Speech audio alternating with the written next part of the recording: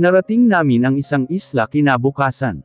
Maaga pa lang ay nasa pantalan na kami ng mga barko, at agad kaming nakalabas dito. Nagulat ako nang may sumalubong sa aming lalaki, sakay ng isang kotseng itim. Hindi ito yung katulad ng sinakyan namin, pero alam ko na mamahalin ang mga to.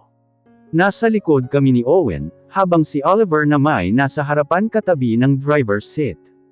Magmula pa kahapon nang mag-usap kami sa rooftop ng barko, ay naging tahimik na ako. Tanging ang anak ko na lang ang kausap ko, at nagkulong kami sa loob ng kwartong kinuha ni Oliver. Habang siya'y hindi ko alam kung saan siya pumunta, at kung saan siya natulog dahil nagising na lang kami kinabukasan na nagbibihis na ito ng kanyang jacket. Hanggang dito sa biyahe ay namin, hindi ko alam kung saang lugar kami papunta. Tahimik lang akong nakamasid sa labas, at iningganyo ang sarili sa mga nagtataasang bundok at mga puno sa paligid.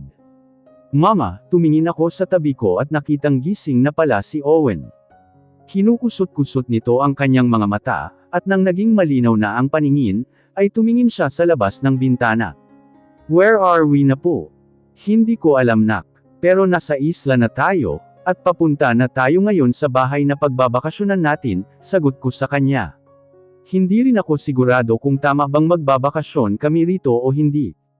Muli akong tumingin sa labas, ngunit hindi nakatakas sa aking paningin ang mga mata ni Oliver sa rearview mirror na agad ding nawala. Magmula nang sabihin ko sa kanya ang balak kong makipaghiwalay. May nag-iba sa kanyang mga mata. Kung noon, palaging may lamig ang mga titig nito. Ngayon hindi ko moari kung ano ba ang ibig nitong sabihin. Nalulungkot. Dahil ba sa kapag nagkahiwalay kami hindi na niya ako masasabihan ng masasakit na salita. Hindi na niya pwedeng ipamuka sa aking isa akong bayaran, kahit na alam naman nitong hindi iyon totoo. Dahil sa malalim ang iniisip ko. Kung hindi ko pa narinig ang pagbukas ng pinto ng kotse sa harapan. Hindi ko namalaya na tumigil ang isang kotse sa isang harap ng isang bahay, na may dalawang palapag. Gawa ang iilang bahagi nito sa matibay na kahoy. May malawak na bakuran na pwedeng pagtanman ng mga gulay at halaman. Thank you. Napatingin ako sa nagsalita at nakitang si Oliver iyon, habang pinapasalamatan iyong naghatid sa amin dito. Nasa labas na kami ng bahay, at bitbit na ni Oliver ang mga gamit namin, habang mahigpit ang kapit ni Owen sa aking kamay. You're welcome man. Make sure to know the answer before it's too late, sabi ng lalaki, bago ito sumakay sa kanyang kotse at umalis. Tumango muna siya sa akin, at nginitian ko lang bago nawala sa aming paningin. Let's get inside. Malamig dito sa labas, sabi ni Oliver na siyang sinunod namin ng anak. Nauna itong umalis at pumasok sa loob, dahil siya rin ang nagbukas ng main door nitong bahay. Pagpasok namin ay sala agad ang bubungad sayo. At napakaganda rito sa loob, dahil halos lahat ng gamit ay gawa sa matitibay na kahoy. Mula sa cabinet na pinaglalagyan sa TV, hanggang sa iilang sofa nitong gawa sa kawayan. Sa dulo naman ay ang hagdan papunta sa ikalawang palapag, kung saan dumiretso si Oliver. Sumunod lang kami sa kanya ni Owen, hanggang sa makarating kami sa taas. May hallway na maliit dito at may 4 na kwarto. Nasisiguro kung guest room ang dalawa, at para kay Oliver ang isa at sa amin ang anak niya yung pangalawa. Gawa sa kahoy ang mga pinto nito, ngunit ang sahig mula sa first floor, hanggang dito sa taas ay tiles. Matibay ang bahay, maganda ang pagkakadesisyon at sapat lang ito para sa iisang pamilya. Katulad din ito ng bahay namin sa South Ridge Village. Ngunit itong bahay ay pinaghalo ang moderno, at mga bahay sa isang probinsya. Sa dulo ang magiging kwarto ni Owen, while you and I are in the same room. Natigilan ako sa paglalakad dahil sa sinabi nito. Minsan ko na rin naman siyang makatabi sa kwarto, sa tuwing gusto ng anak namin noon na magtabi kaming tatlo. Pero ngayon, hindi ko alam kung ano ang magiging reaksyon ko, dahil sa sinabi niya. Mayroon namang available na kwarto, at alam kong ayaw niya rin akong makatabi. Dahil minsan na rin niyang ipinamukha sa akin na sa tuwing magkatabi kami, palagi niyang naaalala ang nangyari sa amin noon. Ipinapamukha niyang kasalanan ko ang lahat, na ako ang nagplano at para may mahuthot ako sa kanya. Gusto ko sanang sumagot at sabihing tatabi na lang ako sakay.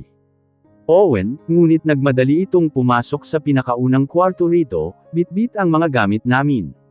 Wala akong nagawa kundi ang bumuntong hininga, at inihatid si Owen sa magiging kwarto niya. Binuksan ko ang pinto at bumungad sa akin ang maliit lang na kwarto. May isang kama sa dulo, kabinet at mayroon ding banyo rito sa loob.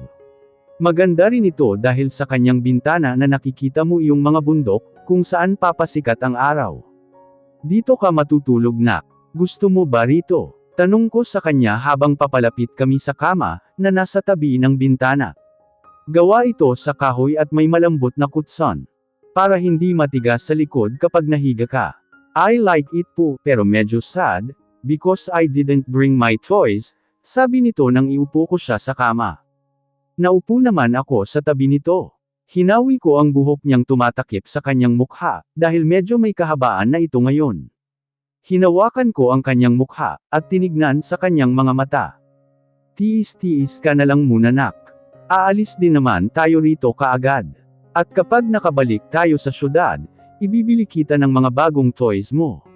Okay. Tumango ang bata kaya napangiti ako. Kahit na may lungkot pa rin sa kanyang mga mata, ay alam kong wala na itong magagawa kundi ang sumang-ayon. Tinuruan ko kasi siyang magtiis at magpasalamat sa kung alin ang mayroon. Pagkatapos kong ayusin ang gamit ni Owen, sa kanyang magiging kwarto, ay agad na kaming lumabas. 9:00 pa lang ng umaga, at kanina pa raw siya nagugutom. Kaya nandito kami sa kusina, para sana maghanap ng pwedeng lutuin. Madali lang naman itong hanapin, dahil magkarugtong lang ang sala at ang kusina. Maging ang dining table at ang paglutuan, ay nasa iisang kwarto na rin, dito sa kusina. Kaya hindi ka maliligaw rito. Pinaupo ko lang si Owen sa high chair, at binuksan ang ref. Ngunit nadismaya ako dahil wala itong laman na kahit ano. Maging ang tubig ay wala ring laman. I didn't store any food here. Wala rin namang nakatira dito, kaya mas asayang lang ang pagkain. But now that we are, bukas ay mag-grocery tayo. Sa ngayon, ito na munang pina-deliver ko ang kainin natin. Napalingon ako rito, at nakita si Oliver na may bitbit na supot.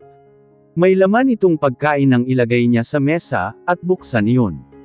Agad siyang naupo sa harapan ni Owen, at nagsimulang kumain. Binigyan niya rin ng pagkain ang anak na ganado ng kumakain. Habang ako ay natukod sa kinatatayuan ko, at pinagmamasdan siya. Hindi kasi ako sanay na nakikita siyang hubad-baro, na tanging jogging pants lang ang suot-suot. Why are you still standing there, Lucy? Gusto mo pa bang subuan kita para kumain? Mabilis akong umiling at umalis sa harapan ng ref. Naupo ako sa tabi ni Owen, at saka nagsimulang kumain. Para akong iwan na hindi makatingin sa kanya, lalo na't napansin ko ang bigla nitong pagngisi na parang baliw. 3 araw na magmula nang makarating kami rito sa isla. 3 araw na katabi ko si Oliver sa iisang kama, kasama namin siya sa bahay, at nakikipaglaro sa anak namin. Alam kong bumabawi siya sa mga nagdaang taon. Magkasama naman sila palagi noon sa bahay sa Southridge Village, pero hindi sila madalas mag-usap. Dahil palaging abala si Oliver sa kanyang laptop noon, na hindi ko alam kung bakit. Nakapamili na rin kami ng mga groceries para sa bahay, at iilang gamit na kakailanganin namin. Tila bago pa kasi itong bahay, at halos walang mga gamit maliban sa mga kabinet na walang laman. Nagtanim din ako ng mga halaman at gulay sa paligid, para kahit papaano ay maganda tignan itong bakuran sa labas ng bahay. Hindi ko nga alam kung bakit nagtanim pa ako. Kasi hindi naman kami mananatili rito ng matagal. Hahanap lang ako ng pagkakataon na makausap si Oliver, para makabalik na kami sa syudad at makapag-file na ng annulment. Dahil sa tuwing ginagawa kong kausapin siya, hindi niya ako sinasagot at hindi ko alam kung bakit. Mas maganda nga yun para tuluyan na siyang makalaya, at mapakasalan na niya ang babaeng tunay niyang mahal. Hindi niya kailangan na pahirapan pa ako ng ganito, dahil ako na ang kusang bumibitaw.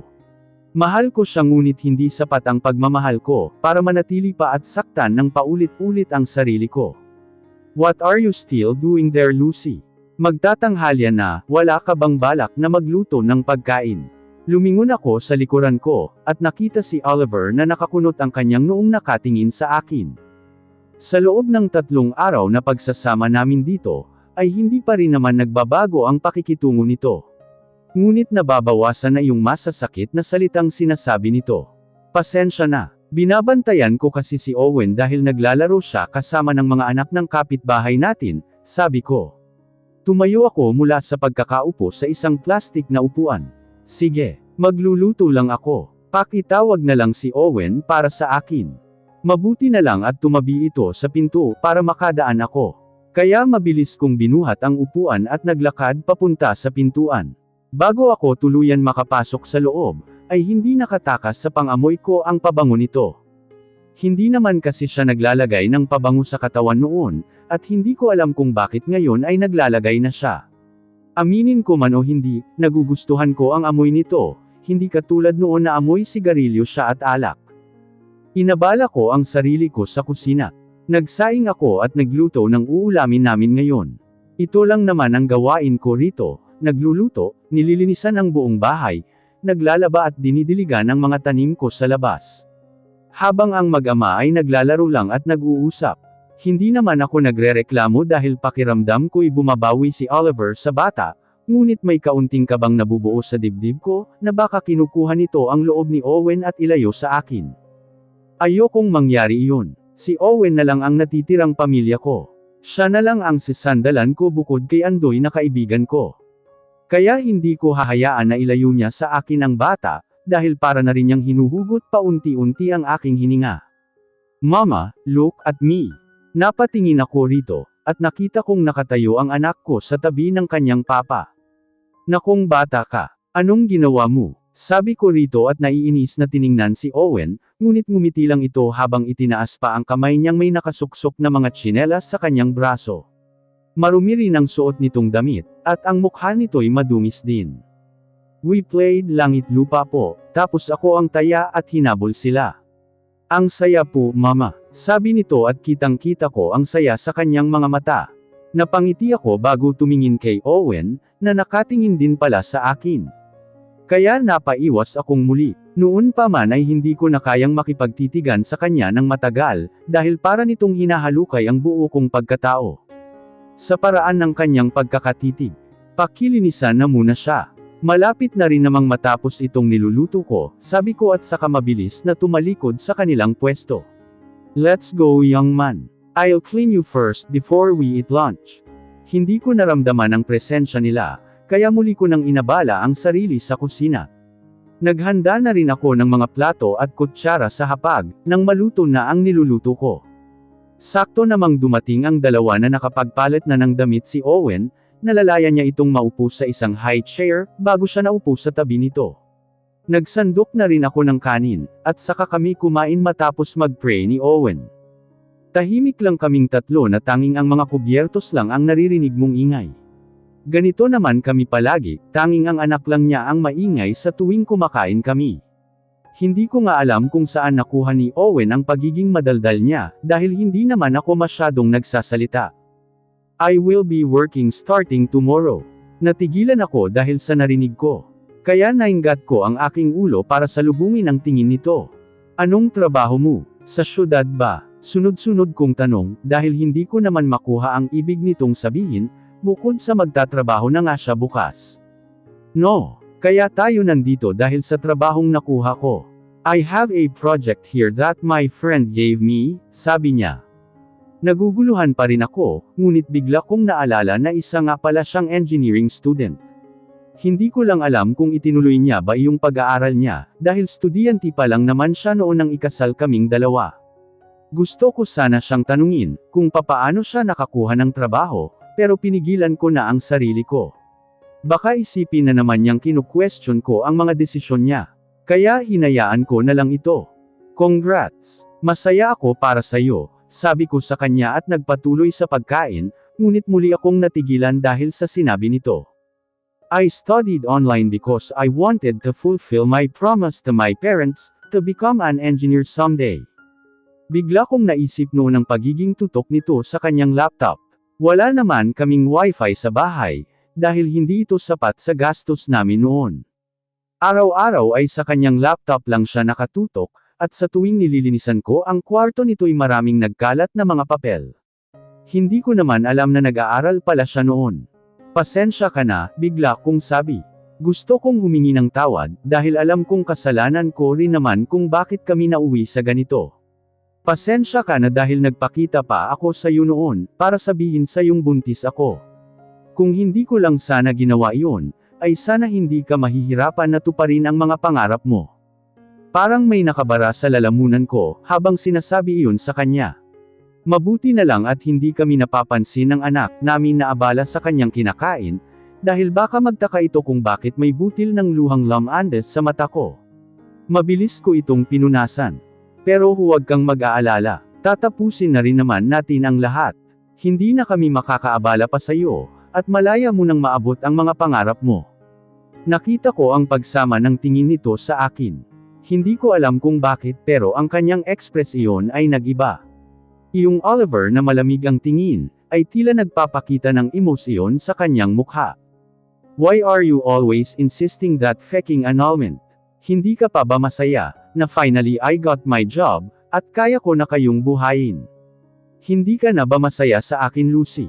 Kaya mas gusto mong makipaghiwalay, and finally you can be with that guy. Sa pagkakataong ito'y sinaman ko siya ng tingin. Nasa tabi mo lang ang bata Oliver. Kung iyon lang pala ang sasabihin mo habang kumakain tayo. Congrats! Ibinagsak ko ang hawak kong kutsara at tinidor. Mabilis akong uminom ng tubig, at saka tumayo mula sa pagkakaupo. Nilapitan ko ang bata at saka tinulungan itong makababa sa kanyang upuan. Mabilis itong naglakad papalabas, kahit hindi ko man sinasabihan. Sana kung wala kang magandang sasabihin sa akin, ay huwag sa harapan ng anak ko Oliver, dahil hindi mo alam kung ano ang nararamdaman niya. Hindi ko siya nilingon dahil agad kong sinundan ng bata sa labas ng kusina.